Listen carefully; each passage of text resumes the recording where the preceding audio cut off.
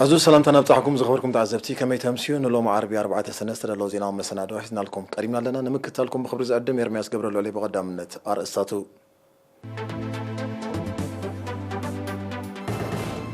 لومي بستقبر ناي لابراتوري مرمراتات كلت 245 زيغاتات بكورونا فيروس ملكافون ترغاغيتو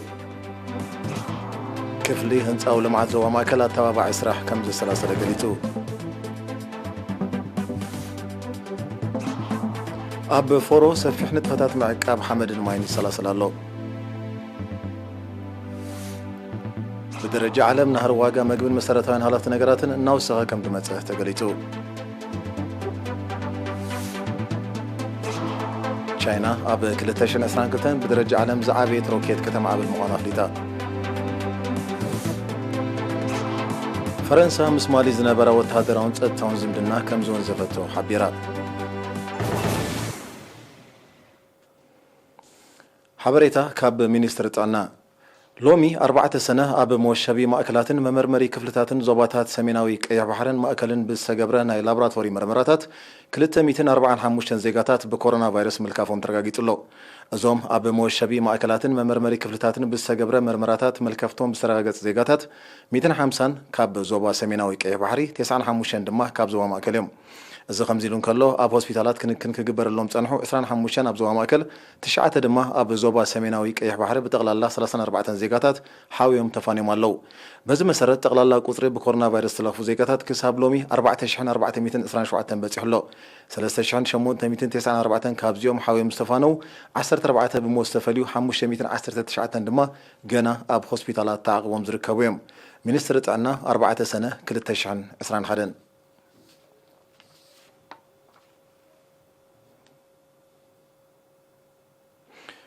كفل هنصاو لمعات زوبا ماكل اب وشتي 30 ناي نصنت عامتات مس حزبن ناي سراح مشاركتون توهيدو اب هنصاون تحت قرصاون معبال ناي زوبا اتبابع سراح كم زعممه مس مينستر هنصا بمتحبار دما ن 10 عامت صمته مصنعتي تحت قرصي كتم اسمرا كم تزازم غليصو وكيل ارينا يوناتان ابيو نزدالو زيناو صبصاب غير مسقل غرس غير كقربوي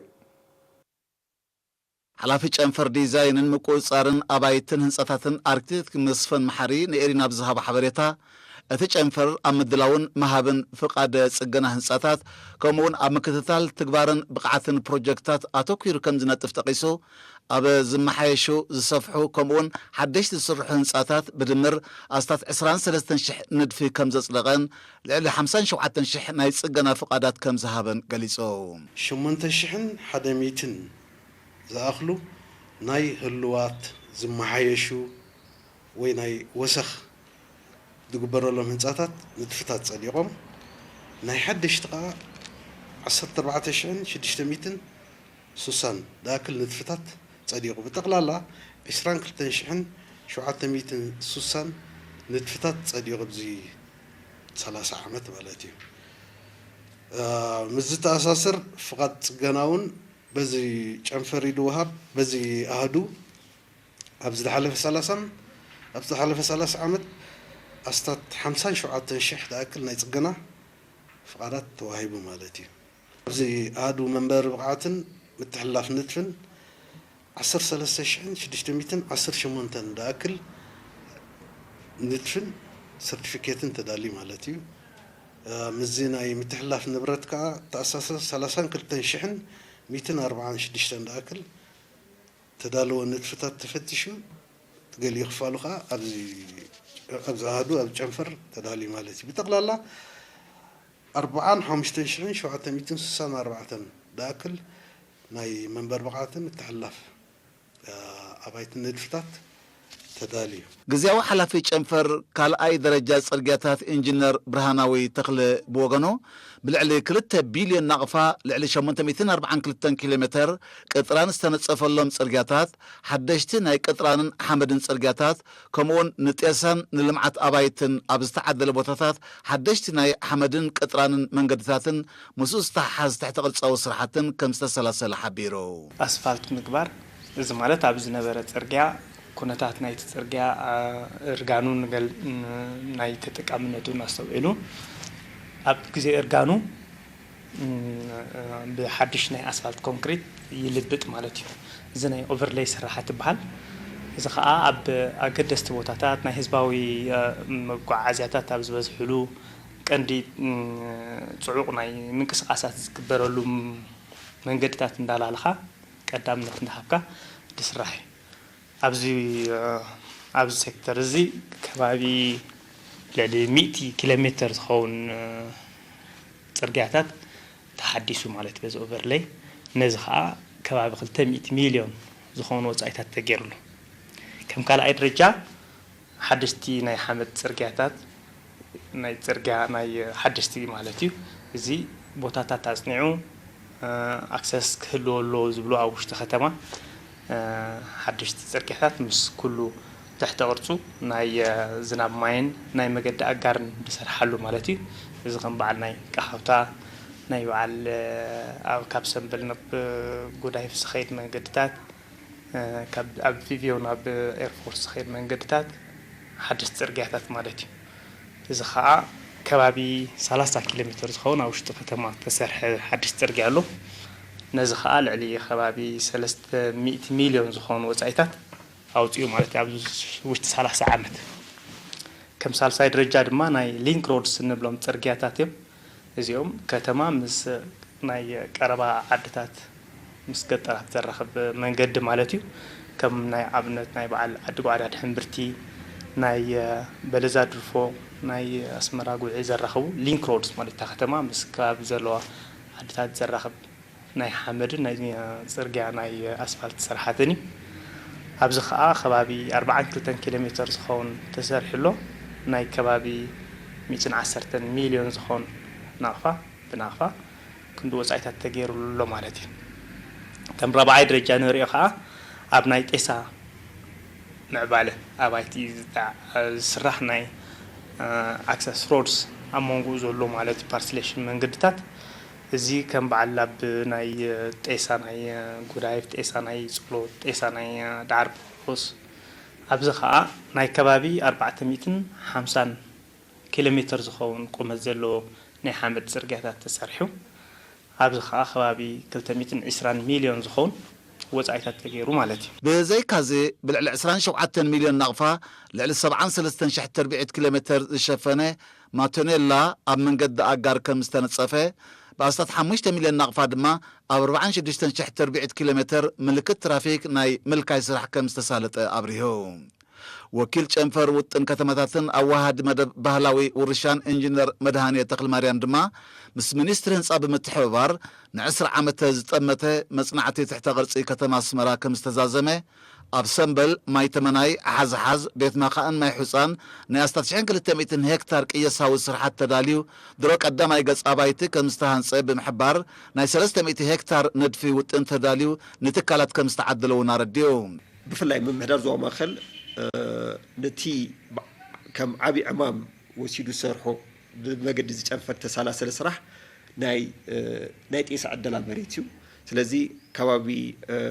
ን40 ዝኾነ ዓድታት ውጥን ተዳልዩ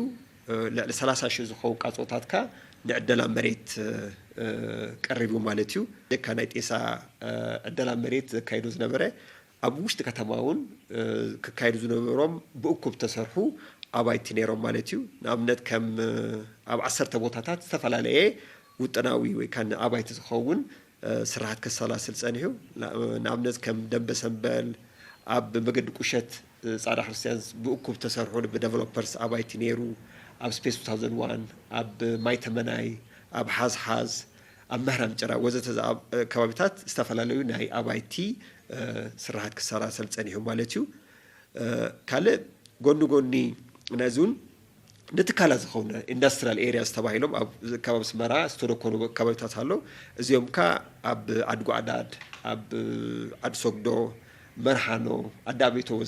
300 ሄክታር ዝሸፈነ ናይ ውጥን ስራሕቲ ተሰላሲሉ ኦልሬዲ እዚ እውን ኣብ ባይታ ተተግቢሩ ይርከብ ማለት እዩ ኣብ ዝቐረባ ግዜ እውን ናይ 18 ዓድታት ሓድሽ ውጥን ምምሕያሽ መባል ውጥን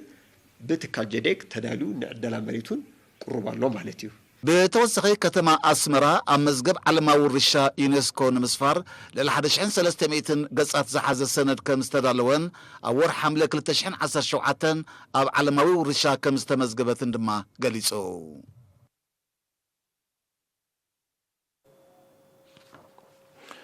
ኣብ ንዞባ ፈሮ ተታውነት ሕርሻን ልምዓት ጀራዲንን ንምድንፋዕ ብዝካየድ ዘሎ ዕቱብ ጻዕሪ ሰፊሕ ንጥፈታት ምዕቃብ ሓመድን ማይን ይሰላሰል ኣሎ። ወኪል ኤረና ኢብራሂም ዑመር ተወሳኺ ጸብጻብ ኣለዎ። ያዕቆብ ገብረትንሳኤ ከቕርቦ እዩ።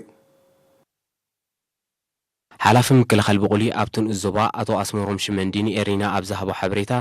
ብክረማት ባሕርን ከበሳን ዝለምዕ 18200 ሄክታር ከምኡውን 100 ሄክታር ጀራዲን ከም ዘሎ ብምጥቃስ ሓረስቶት ነቲ ብብርቱዕ ሓይዝ ዘጋጠም ፍግረ መሬት ንምሕዋይ ኣብ ምስራሕ ምጽጋንን ዓግማት ዘላታትን ከትርታትን ኣርማዕ ስራሕ ይዓሙ ከም ዘለዉ ኣረዲዩ። ማይን ሓመድን ከዓቀብካ ዘራእቲ ትረክብ ወይ እቶት ትረክብ ማለት ኣይከውን። ስለዚ ኣብዚ ሓደ ካብቲ ቀዳምነት ዝንዛረቡ ፀናሕና ናይ ምእለይ ውሓይ ዝግበር ነቲ መሬት ከመይ ጌርካ ኣብ ጠቕሚ ተውዕሎ ናብ ባሕሪ ከይዱ ከይፈሰብ ካልእ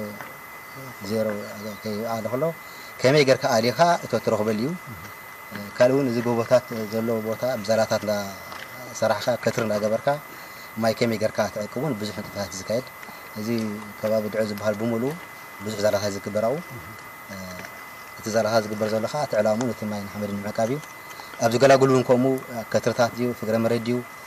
ሓረስቶት በብዓቕሞም ብማቶት ድዩ ብልምዓት ኣኪቦም ብዓድ ደረጃ እንዳገበሩ ብዙሕ ናይ ልምዓት መደብ ኣካይዱ። እቲ መሬት ብግቡእ እንተሰትዩ ኣብ ዓመት ክሳብ 3 ግዜ እቶት ከም ዝርከቡ ዝሓበረ ኣቶ ኣስመሮም ሓረስቶት ዘመናዊ ኣገባባት ልምዓት ከዘውትሩ ብሚኒስትሪ ሕርሻ ዝተዋህቦም ሞያዊ ምኽርን ደገፍን ኣተባብዓ ውፅኢት ከም እተረኽቦ ኣረዲዩ። ሓረስቶት ጎኒ ጎኒ ዘሰላስልዎ ክረምታዊ ንጥፈታት ሕርሻ ኣብ ምልማዕ ጀራዲን እውን ውፅኢታውያን እናኾኑ ይመፁ ከም ዘለዉ ጠቂሱ ድማ ብውሕድ ቁፅርን ውሱን ዓይነት ሓምልትን ዝጀመሮ ልምዓት ጀራዲን እናሰፍሐ ከም ዝመፀን ናብ ፍረታት ይሰጋገር ከም ዘሎን ኣነፂሩ። ልምዓት ተምሪ ንምትእታውን ሚኒስትር ሕርሻ ብዕቱብ ይሰርሕ ከም ዘሎ ዝሓበረ ኣቶ ኣስመሮም ዛጊት ን10 ኣብነታውያን ኣልማዕቲ ጀራዲን ፈልሲ ተምሪ ከም እተዓደለን ኣብ ጽቡቕ ደረጃ ከም ዝበጽሕን ኣፍሊጡም። ካብዚ ጎቦታት ዝወረዱ የንቶም ሓረስቶት ብዙሕ ኣፍልጦ ዝበሃል ይነበሮምን እሶም ጥቆም ነብሩ ሓንቲ ዓይነት ኣሕምልቲ እዮም ጥርቀም ሰኻ ጉዕ በርበረ እዮም ዝገብሩ። እዛ ጉዕ በርበረ ብጉፍሮ ገይሮምን ወላ በዚ ቀጤላ ፍረሽ ገይሮም እዮም ዝጥቀሙ። ኣብዚ ግዜ እዚ ግን ፍላይ ንዓቶም ቀጻሊ ጎስጓስ ዝወሃቦም እዩ ስልጠናታት ይዳለወሎም እዩ በቶም ሞያውያን ከዓ ምኽሪ ስለ ዝወሃቦም ኣብዚ ግዜ ሕጂ ዝተፈላለዩ ዓይነት ኣሕምልትታት ክዘርኡ ጀሚሮም ኣለዉ። ባሚ ኣሎ፣ ኮሚደረ፣ በርጮ፣ ሽጉርቲ ነዚ ፈትው ጀሚሮም ኣለዉ። ብመንግስቲ ብፍሉይ መደብ ተዋሂብዎ ተምሪ ተዓዲሎም ኣለዉ። ፍሉያት ሓረስቶት ተለልዮም ክከታተልዎ ዝኽእሉ ብናቶም ድሌት ተበግሶ እውን ኣራንሺ ጀመሩ ሓረስቶት ኣለዉ። ፓፓያ ዘሪኦም ኣለዉ፣ ሌሚን ዘርኡ ኣለዉ። ስለዚ ሕጂ ንዖም ዓብይ ለውጢ ሓላፊ ምክልኻል ብቑሊ ኣብ ንእዞባ ፈሮ ኣቶ ኣስመሮም ሽመንዲ ኣብ መወዳእታ ዓመት መፀ ካብ በረኽቲ ጎቦታት ብዝወርድ ውሕጅ ዝህሰ ዘሎ ናይ ሕርሻ መሬት ንምፍዋስ ብዓቕሚ ሓረስቶትን ውሱን ደገፍ ማሽነሪን ንጥፈታት ምዕቃብ ሓመድን ማይን ይካየድ እኳ እንተኾነ እቲ ስራሕ ከቢድን ልዕሊ ዓቕሚ ሓረስቶትን ብምዃኑ ዘላቒ ፍታሕ ዘድልዮ ዕማም ከም ዝኾነ ሓቢሩ። ጎዳእቲ ልምድታት ንምግታእ ዝካየድ ጻዕሪ ብዘይንቑሕ ተሳትፎ ህዝቢ ክሰምር ስለ ዘይክእል ኣመሓደርቲ ንኡስ ዞባታት ምምሕዳራት ከባብን ዓቲቦም ክሰርሑ ኣመሓዳሪ ዞባ ደቡብ ቀይ ባሕሪ ኣምባሳደር መሓመድ ስዒድ ማንታ ይጽውዑ። ምስ ወከልቲ ህዝቢ ንኡስ ዞባ ኣራዕታ ማእከል ደንካልያን ደቡብ ደንካልያን ኣብ ዝገበሮ ርክብ ኣምባሳደር መሓመድ ስዒድ ዝርግሐን ተጠቃምነትን ኣገልግሎት ጥዕና ንምርጋፅ ዝካየድ ጻዕሪ ብቐንዱ ጥዕና ዜጋታት ንምውሓስ ስለ ዝኾነ ጎድናዊ ሳዕቤናት ዘኸትሉ ልምድታት ክውገዱ ከም ዝግባእ ገሊጹ። ከም ዝመርሖ ከባቢያዊ ጽሬት ብሰፊሑ ክታታቱን ተጠቃምነት ዓይኒ ምድሪ ኣብ ኩለን ዓድታት ክዝውተርን ዝካየድ ስራሕ ኣካል ናይቲ ጥዕና ሕብረተሰብ ንምውሓስ ዝግበር ጻዕሪ ምዃኑ ጠቂሱ ድማ ትግባር ናይቲ መደብ ኣብ ዝሰፍሐ ክፋል ናይቲ ዞባ ዝነኣድ እኳ እንተኾነ ክሳብ መወዳእታ ናይዚ ዓመት ብምልኣት ክረጋገጽ ምእንቲ ወከልቲ ህዝቢ ብትግሃት ክሰርሑ ተላብዩ። ግዚያዊ ሓላፊ ጨንፈር ሚኒስትሪ ጥዕና ኣብቲ ዞባ ኣቶ መሐመድ አንዋር ብወገኑ ምክንሻብ ደቂ ኣንስትዮ ኣብ ደቂ ኣንስትዮ ዘለዎ ጥዕናውን ስነ ኣእምሮውን ሳዕቤናት ምግንዛብ ሕብረተሰብ ብንቕሓት ከወግዶ ኣዘኻኺሩ።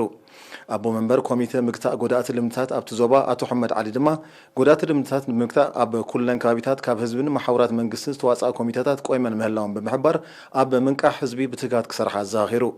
ተሳተፍቲ ብወገኖም ጎዳእቲ ልምድታት ንምውጋድ ዝወፀ ሕግታት ተግባራዊ ክኸውን ተጠቃምነት ዓይኒ ምድሪ ኣብ ዓድታት ብስፍሓት ክተኣታቱ ከምኡውን ከም ዝመርሖ መደባት ፅሬት ብስሩዕ ክካየድ ዝሕግዝ መሳለጠታት ክቐርብ ዝብልን ካልእን ርእቶታት ኣቕሪቦም።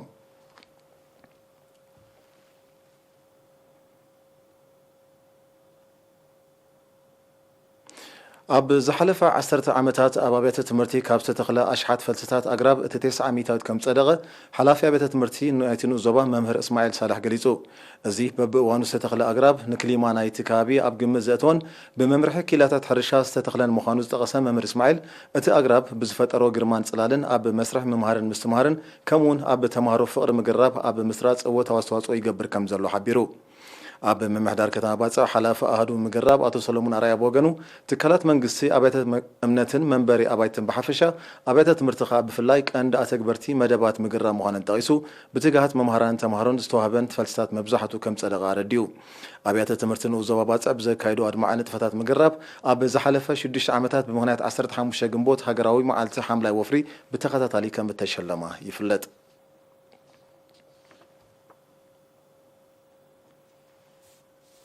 ዝኸበርኩም ተዓዘብቲ ዝስዕብ ኣህጉራዊ ዜና እዩ።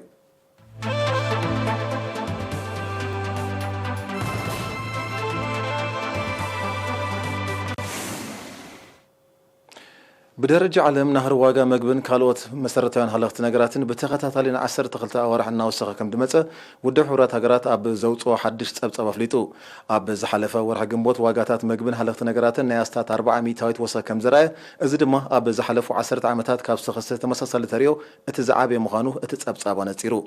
اتتريو أب هزبي محبر غط أبوات أجمعات كم زفت أريو حبرات هجرات أب تبت أبو أفليت زلو لبدا كوفيد 19 نمكتا استوسده ناي من قصاص اجراتات مستي اب زرغحن قربن اداغاتا زفطرو حصرت كفيلاو طنق ناي تكستت مخونو تحبيرو كلمه لوط اذا صعبو واحد حرش اوتوتون اب موسخ ونهر مغبي تروي صوت كمزلو كيلاتات يتقسو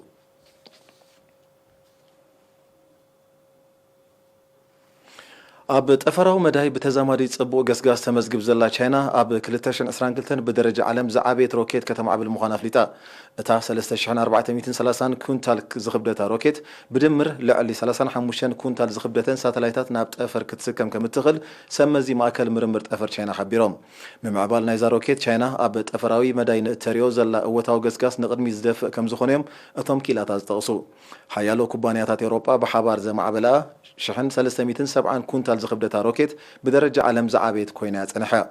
تشاينا اب قربا عامتات نتن طفراوم نطفتات بحيتنو صنحا كم امريكا زامسلا زبل صغا هغرات كتقدمن كمتخليو زئمت دلو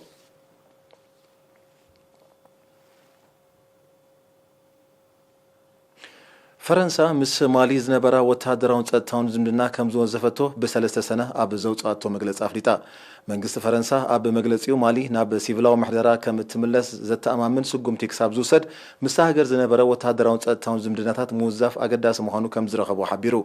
ፈረንሳ ኣብ ማሊ ዘስፈረቶ ልዕሊ 5000 ሰራዊት ኣንጻር ኣብቲ ዞባ ዝንቀሳቐሱ ሽበራውያን ወታደራውያን ስርሒት ከካይድ ምጽንሑ እኳ ዝግለጽ እንተኾነ ዛጊት ዘመዝገበ ዓወት ግን ስማዊ ምዃኑ ዝሓበሩ ጸብጸባት ምውዛፍ ናይቲ ወታደራዊ ስምዕ ዝህልዎ ኣሉታዊ ጽልዋ ብኡ መጠን ዓብዪ ከም ዝኾነ ይረዱ ብ25 ግንቦት ኣብ ውሽጢ 9 ወርሕ ዘይመልእ ግዜ ብዝተኻየደ ዕልዋ መንግስቲ ተመዚዞም ዝጸንሑ ፕሬዝደንትን ቀዳማይ ሚኒስተርን መሳገርን መንግስቲ ማሊ ካብ ስልጣን ከም እትኣልዩ ነቲ ዕልዋ ዝፈጸመ ጉጅለ ሰራዊት ዝመርሐ ኮሎኔል ኣሳሚ ጎይታ ድማ ከም ፕሬዝደንት መሳገር መንግስቲ ማሊ ኮይኑ ከም ተመዘዘ ይዝከር ነዚ ስጉምቲ እዚ ዝኾነኑ ሕብረት ኣፍሪቃን ቁጠባዊ ውድብ ሃገራት ምዕራብ ኣፍሪቃ ማለት ኤኮዋስን ኣባልነት ናይቲ ሃገር ናይ ምውዛፍ ስጉምቲ ሙሳዶም ይፍለጥ እዚ ዲፕሎማሲያውን ቁጠባውን ጸውጢ ዕልዋ መንግስቲ ዝፈጸመ ጉጅለ ሰራዊት ኣብ ዝሓፀረ እዋን ስልጣን ሲቪላዊ ማሕደራ ከረክብ ከገድዶ ከም ዝኽእል እዩ ዝሕበር ممحدار بريزيدنت بايدن قبل على 59 ቻይናውያን ኩባንያታት ተወሲኑ ጸንሐ እገዳታት ክቕጽል ወሲኑ ፕሬዝደንት ባይደን ቅድሚው ብዝነበረ መምሕዳር ፕሬዝደንት ትራምፕ ንዝወስደ እገዳታት ዳግማይ ክምርምሮን ክኽልሶን ምዃኑ ገሊጹ ምንባሩ ይዝከር እተን ኣብ ዝርዝር ናይዚ ካብ ዝመጽእ ወርሒ ነሓሰ ግብራዊ ዝኸውን እገዳ ሰፊረን ዘለዋ ኩባንያታት ምስ ኣርቷ ጸጥታን ምክልኻልን ቻይና ምትእሳር ዘለወን ምዃነን እዩ መንግስቲ ኣሜሪካ ዝሕብር ኩባንያ መፍረ ቴክኖሎጂ መራኸቢታትን ተንቀሳቐስ ቴሌፎናትን ህዋዌ ዝርከበን ሰለስተ ቀንዲ ኩባንያታት መራኸቢታት ቻይና ኣብ ዝርዝር ናይዘን ምስ ኣሜሪካን ኣብ ናይ ወፍሪ ስምዕ ከይኣትዋን ፍርያት ኣሜሪካ ዝኾነ ቴክኖሎጂ ከይውንናን ዝተኣገዳ ቻይናውያን ኩባንያታትን በዚ ድማ ኣብ መንጎ ክልቴን ሃገራት ተፈጢሩ ዘሎ ንግዳዊ ምትፍናን ንምፍታሕ ተበጋጊሱ ዘሎ ዲፕሎማሲያዊ ጻዕሪ ብኣሉታ ከይጸሎ ኣስጋእ ኮይኑሎ ላዕሎ ሰመዚ ክልቴን ሃገራት ብክልተ ሰነ ብማንዛ እወታ ውጽኢት ከም ዝነበሮ ዝተሓበረ ርክብ ከም ዘካይዱ ምቅልሑ ይዝከር ክልቴን ሃገራት ኣብ ሕድሕደን ናይ ቢልዮናት ዶላር ቀረጽ እታውን እገዳታትን ድሕሪ ምውሳነን እቲ ንግዳዊ ፍልልያት መሊሱ ከም ዝገፍሐ እዩ ዝግለጽ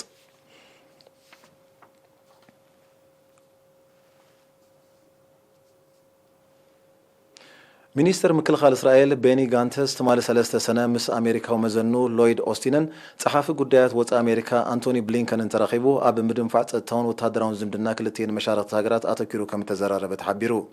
ኣብ ማእከላይ ቤት ጽሕፈት ፔንታጎን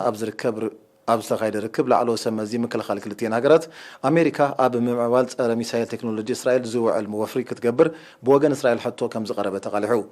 ምስ ጸሓፊ ጉዳያት ወፃኢ አንቶኒ ብሊንከን ድሕሪ ዝተገብረ ዝርብ ኣብ ዝተኻየደ ሓበራዊ ጋዜጣዊ መግለጺ ክልቲአን ሃገራት ጸንሐ እንዲ ኩለ መዳያዊ ምትሕባር ጸኒዑ ክቕጽል ኣብ ስምዕ ከም እተበጽሐ እቶም ሰመዝ ሓቢሮም። ብዘይካዚ ክልቲኦም ወገናት በቲ ኣብ መንጎ እስራኤልን ዕጡቅ ጉጅለ ሓማስ ናይ ፍልስጤምን ንመዓልታት ዝቐጸለ ግጭትን ኩለ መዳዊ ክሳራታትን ኣመልኪቶም ከም እተዘራረቡ ዝጠቐስቶም ሰመዚ ኣሜሪካ ሰላምን ብልጽግና ናይቲ ዞባ ንምርግጋጽ ከም እትጽዕት ገሊጾም።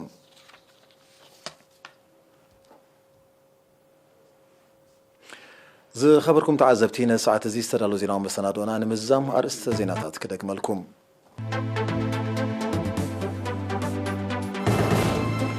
ሎሚ ብዝተገብረ ናይ ላቦራቶሪ መርመራታት 245 ዜጋታት ብኮሮና ቫይረስ ምልካፎም ተረጋጊጹ። ክፍሊ ህንፃው ልምዓት ዞባ ማእከል ኣተባባዕ ስራሕ ከም ዘስተናስተፈለጡ